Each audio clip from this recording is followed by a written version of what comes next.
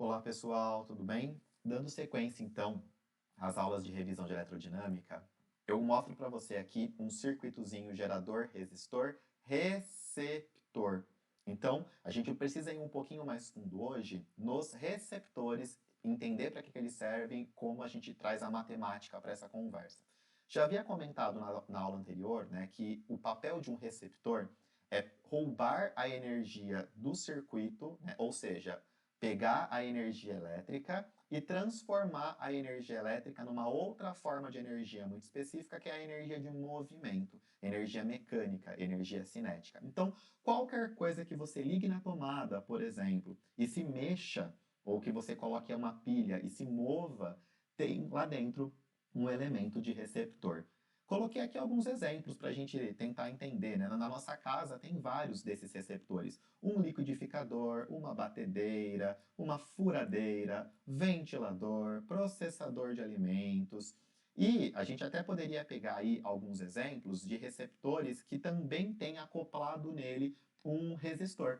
Por exemplo, o secador de cabelos, né? O secador de cabelo, ele tem lá uma hélice que faz o ar se mover, portanto, ele é receptor, mas ao mesmo tempo ele tem que aquecer esse ar, portanto, ele também é um resistor. Então, o secador de cabelo ele é um eletrodoméstico ali, um pouquinho diferente, porque ele tem tanto um termo de receptor como um termo de resistor, tá bom? Mas a gente não vai trabalhar, né, nesse caso, a gente vai olhar um receptor puro aqui, puro e simples.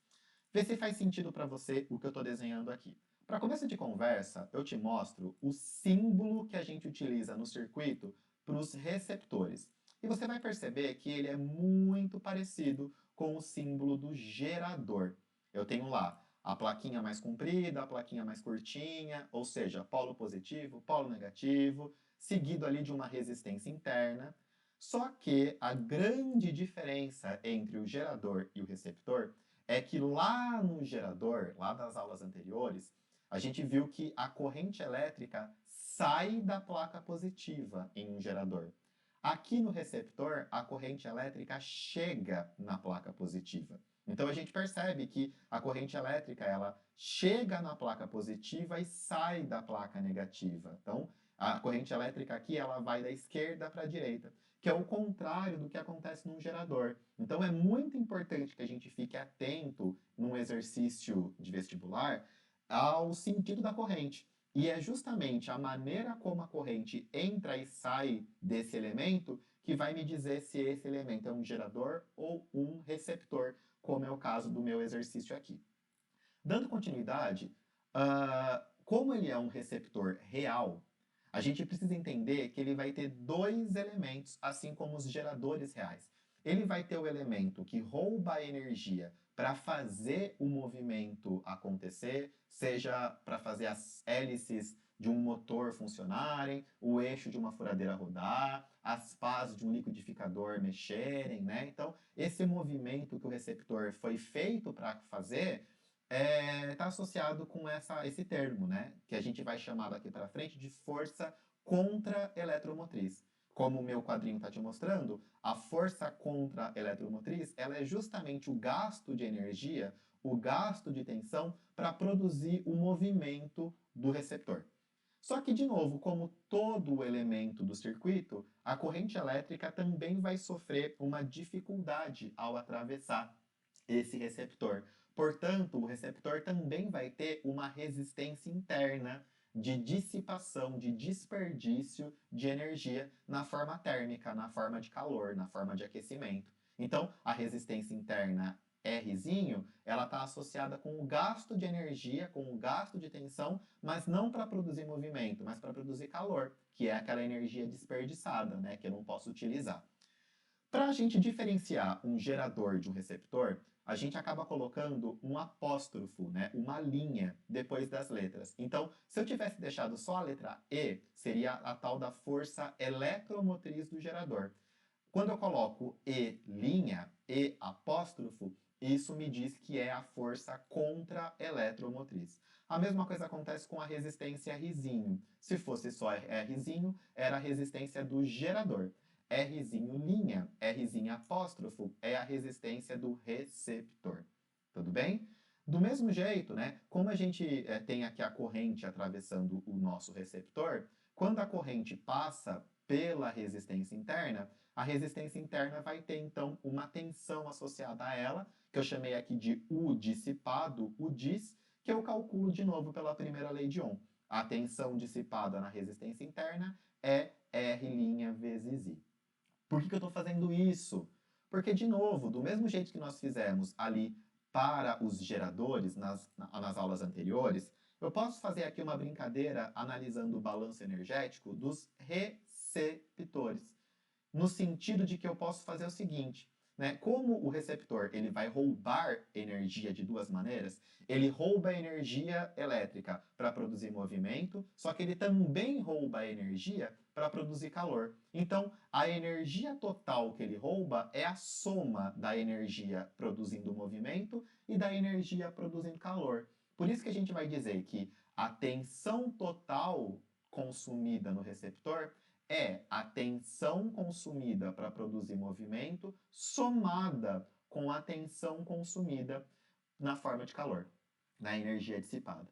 A gente vai chamar, né, a tensão associada ao movimento de força contra-eletromotriz, como eu disse há pouco tempo. Então, transformar esse U movimento em E'. A tensão dissipada, eu calculei também aqui na esquerda, R'I vezes I. E a tensão total que o receptor consome, no lugar de representar pela letra U, como eu fiz no gerador, eu vou de novo usar a letra U', né, apóstrofo. Porque toda vez que eu estou falando de receptor, eu coloco essa linha para diferenciar. Substituindo na equação em preto aqui as expressões em laranja, a gente finalmente chega naquilo que a gente vai chamar de equação do receptor. Né? Então, do mesmo jeito que a gente tem a equação do gerador, a gente tem aqui a equação do receptor. Tudo bem? Que vai permitir que a gente calcule qual é a tensão total que o receptor consome, que o receptor rouba do circuito. E se tem uma equação, que é uma função, na verdade, tem uma curva, tem um gráfico. De novo, do mesmo jeito que eu fiz para o gerador na aula anterior, estou te mostrando aqui a interpretação matemática da equação do gerador. Eu já reescrevi, né? Eu troquei o E' de lugar com o R'I, e eu escrevi aqui y igual a x mais b, né? Que é a nossa função linear lá da matemática. Se a gente, então, entende que a tensão U' vai fazer papel de y e a corrente I vai fazer papel de x, eu percebo que o coeficiente angular A está associado com a resistência interna do receptor, que é positiva. Portanto, coeficiente angular positivo, uma reta crescente. É por isso que o meu gráfico do receptor sempre vai ter o comportamento crescente e não decrescente, como era o caso do gerador. E a gente percebe que o coeficiente linear B continua associado com a força contra-eletromotriz, que é o ponto onde o gráfico corta o eixo vertical. Então, aqui a gente percebe, né, uma linha reta azul representando o gráfico da equação do receptor. O ponto aqui embaixo, onde o gráfico corta o eixo vertical, é o coeficiente linear, a força contra-eletromotriz. E a gente precisa de um segundo ponto, porque nesse segundo ponto eu vou ter o valor da corrente e o valor da tensão U' associado a ele. Colocando esses valores na equação do receptor, a gente é capaz de calcular a resistência interna por uma relação matemática simples. Tudo bem? Super, super importante que você perceba o raciocínio, né, que a gente está usando aqui.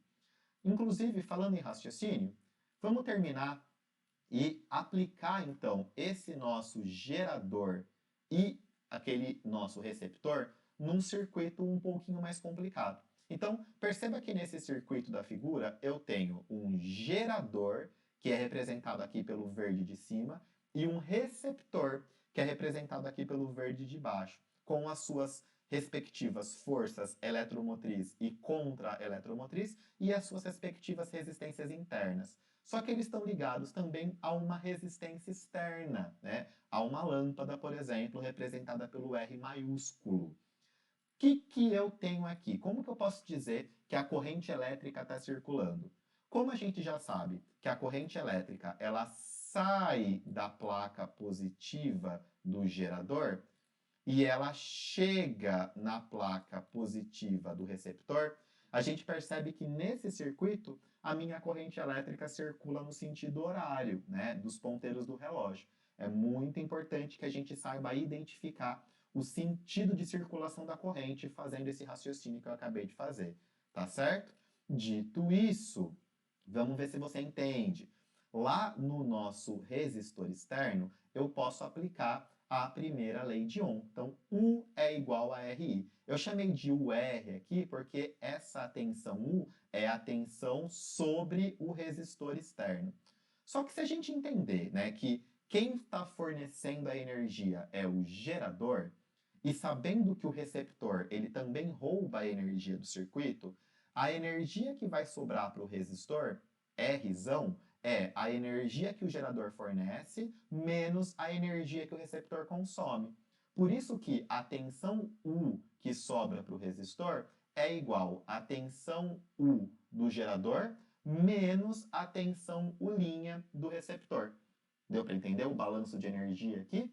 Só que a gente também acabou de conversar nas aulas anteriores sobre a equação do gerador e nessa sobre a equação do receptor. Então, no lugar de U e U', eu vou substituir pelas expressões que eu estou roubando aqui da equação do gerador em verde e do receptor em azul. E eu fiz aqui uma dedução que você não é obrigado a saber a fazer, mas eu coloco aqui apenas para você entender de onde as coisas aparecem, né? Eu fiz aqui, então, uma brincadeira com a álgebra, né? Mexi um pouquinho na álgebra para isolar a corrente. Então, veja só, né? O que eu fiz foi vir daqui para cá, substituindo, né, U e U' pelas expressões que eu pintei aqui embaixo, como você pode perceber. Eu fiz a distributiva com o sinal de menos aqui para tirar esses parênteses. Depois, tudo que estava com a corrente eu levei para o outro lado da equação, levei para o lado direito, trocando o sinal negativo para positivo. Como a corrente aparece nos três termos do lado direito, eu coloquei a corrente elétrica como um fator comum em evidência, e depois eu peguei esses parênteses e levei para o outro lado dividindo.